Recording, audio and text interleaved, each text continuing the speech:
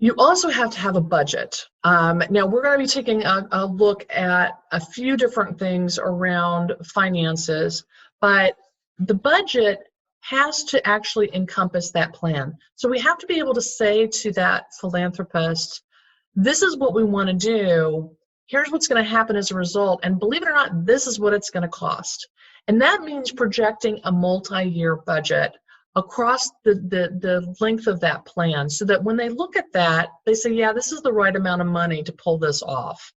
Most organizations only do year-to-year budgets.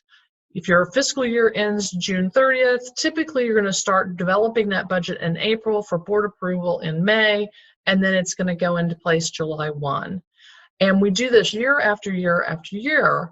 And unfortunately, that does not tell a philanthropist how much it's going to cost to actually make the changes that you want to make and see in your community.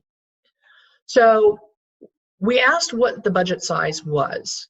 And interestingly enough, domestic violence organizations are actually larger than the average nonprofit.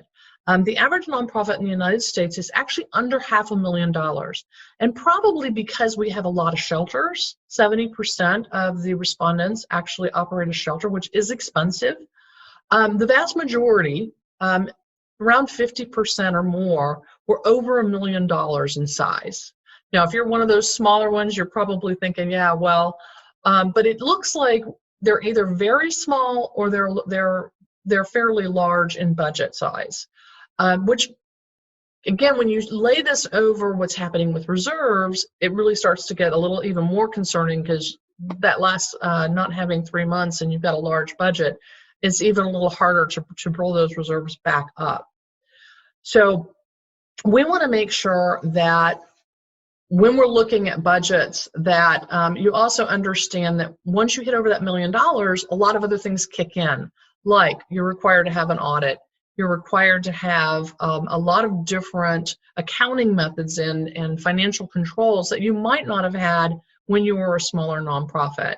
So it looks like, from an overall perspective, that they're doing pretty good.